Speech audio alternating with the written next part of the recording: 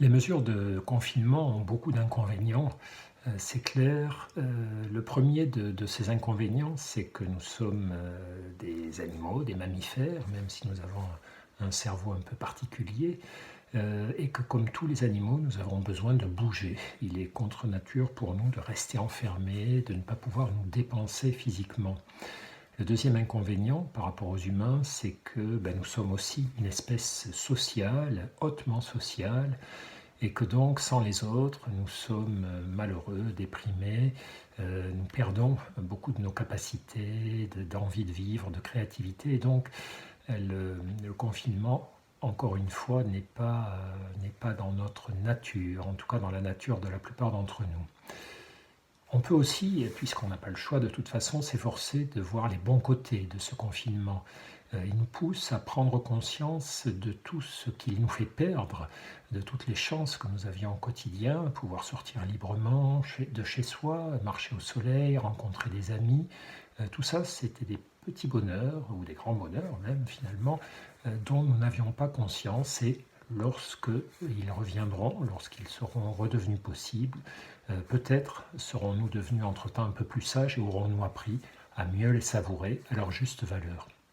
L'autre avantage du confinement, c'est qu'il peut nous aider à mieux réfléchir à ce que nous ne souhaitons pas voir revenir dans nos vies, certaines façons de vivre où l'on passe trop de temps devant ces écrans et pas assez devant la nature, trop de temps à acheter et consommer et pas assez à fabriquer, à partager, etc. Donc le confinement peut aussi être l'occasion de réfléchir à toutes ces choses-là.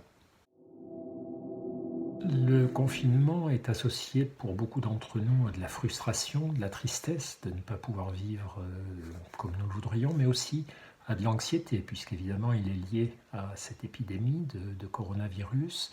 Et à ce propos, on peut rappeler qu'il n'est pas anormal d'être anxieux, qu'il n'est pas anormal d'avoir peur, et même au contraire, qu'il est important de respecter sa peur. La peur, c'est un signal émotionnel qui peut nous rendre service, car elle est comme un signal d'alarme, elle nous informe qu'il y a un danger, et elle est normale lorsqu'il y a un vrai danger. Et là, il y a un vrai danger qui est le virus et la maladie qu'il provoque. Ce ne sont pas des produits de notre imagination, comme parfois ça arrive, on se raconte des histoires. Là, on ne se raconte pas d'histoire. Et donc, c'est important d'écouter notre peur, non pas pour qu'elle nous pousse à la panique, mais pour qu'elle nous pousse à la prudence. La prudence, c'est la vertu de la peur, c'est-à-dire que c'est ce comportement qui nous pousse à rester dans la situation, à nous approcher, mais en faisant attention, en prenant garde de ne mettre personne en danger, ni nous en nous contaminant, ni les autres en leur transmettant éventuellement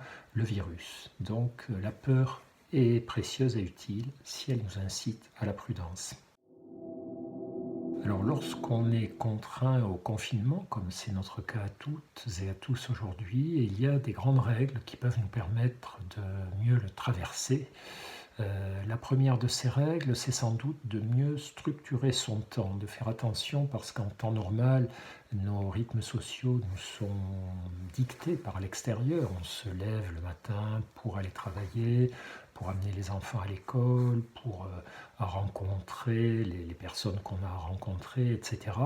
Et là, lorsqu'on est chez nous, enfermé toute la journée, le risque est de laisser un petit peu traîner les choses, de ne pas se lever, de ne pas s'habiller, de se retrouver dans cette espèce de faux rythme du confinement qui fait qu'à la fin de la journée, on a le sentiment de n'avoir rien fait d'utile. Évidemment, c'est pas très très bon. Donc, la grande recommandation, c'est de s'imposer des horaires fixes pour se lever, pour préparer les repas, pour contacter ses amis, pour travailler, pour ranger, pour bricoler, etc., etc.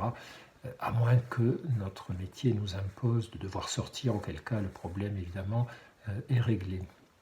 Le deuxième point important dans le confinement, c'est de garder un lien avec la nature. Nous avons un besoin très important de nature, donc celles et ceux qui ont la chance d'avoir un jardin ou un peu de verdure accessible, évidemment, doivent en profiter et s'immerger régulièrement dans ce petit espace. Et pour les autres, eh bien, c'est ne pas oublier de regarder le ciel régulièrement, de chouchouter ses plantes vertes si on en a. Tout ça peut paraître un peu dérisoire, mais ça reste très important de ne pas évoluer uniquement dans un univers purement artificiel de béton et d'écran.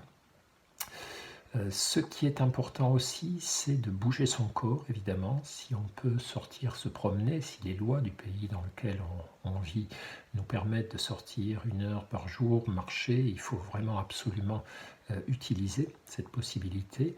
Sinon, faire du sport dans son logement, faire des pompes, du pilate, du saut à la corde, pour peu qu'on ne dérange pas trop les voisins du dessous, etc. Très important pour notre corps de rester dans le meilleur état possible, car ça a un impact direct aussi sur notre morale. Concernant un autre besoin fondamental, les liens sociaux, ben là nous sommes tous un peu logés à la même enseigne, hein, c'est le téléphone, les réseaux sociaux via les écrans, bavarder avec les voisins par les fenêtres, par les balcons. Il y a peut-être quelque chose d'intéressant et d'important, c'est, puisqu'on n'a pas le droit de se croiser de trop près lorsqu'on sort dans la rue, de se toucher, etc., au moins lorsqu'on croise des gens, leur sourire, les saluer, les regarder, et ne pas détourner le regard avec des écarts de 3 mètres, comme s'ils étaient pestiférés. Nous sommes tous dans la même galère et c'est bien de nous soutenir. Et puis évidemment, il faut s'occuper de son cerveau, de son esprit, donc s'apaiser, se calmer si on est anxieux avec de la relaxation, de la méditation, du yoga. Heureusement, il y a beaucoup de vidéos qui sont offertes gratuitement en ce moment sur les réseaux sociaux, sur Internet. Nourrir son cerveau de bonnes choses, pas seulement d'actu, d'infos qui véhiculent des informations anxiogènes. Alors il faut regarder les bulletins d'information 1 fois par jour, et puis en gros on a ce qu'il nous faut, mais proposer à notre esprit d'autres divertissements, des films, des documentaires, le nourrir d'autres choses que de contenu véhiculant de la peur. On parle beaucoup de méditation en ce moment, puisqu'on se trouve enfermé. Finalement, est-ce que c'est pas le bon moment pour méditer? Oui et non. Oui, parce que la méditation, de toute façon, qu'on soit enfermé ou pas, est une bonne chose, hein, notamment la méditation de pleine conscience, qui consiste à se poser dans l'instant présent, fermer les yeux, respirer, ressentir son souffle, son corps, laisser passer ses pensées sans poursuivre aucun autre objectif. Mais on peut aussi avoir besoin de faire d'autres choses que de la méditation.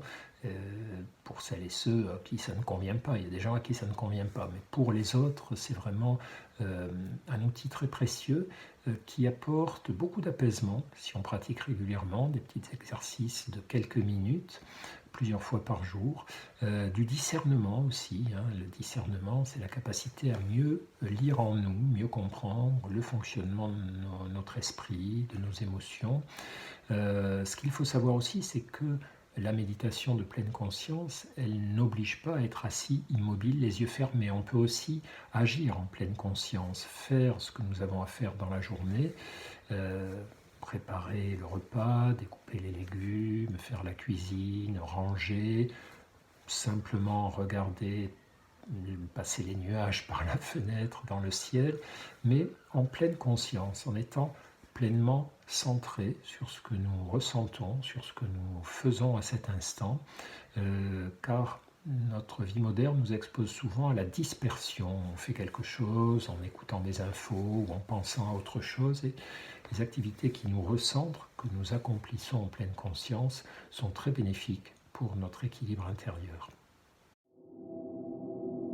On nous pose souvent la question de la différence ou de la proximité entre méditation et prière.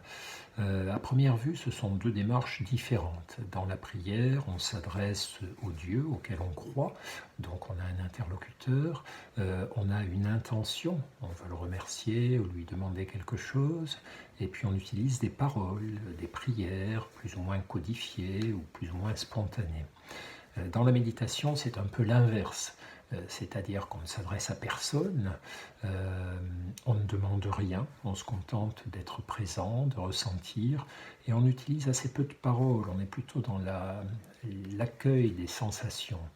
Donc ce sont deux chemins assez différents, mais on peut aussi dire que ce sont deux chemins complémentaires. On s'aperçoit que beaucoup de personnes croyantes utilisent la méditation non pas à la place de la prière, mais pour la précéder, pour commencer par se recentrer, pour commencer par stabiliser leur attention, par se rendre présente avant de prier. Et beaucoup décrivent qu'il leur est plus facile de prier ensuite, une fois qu'elles ont posé et stabilisé leur esprit. Donc tout ça, c'est une affaire de choix personnel, mais on peut plutôt considérer que la méditation aide à mieux prier, au lieu de penser qu'elle serait une activité concurrente. Ce n'est pas du tout les mêmes démarches ni les mêmes besoins auxquels ces deux démarches répondent.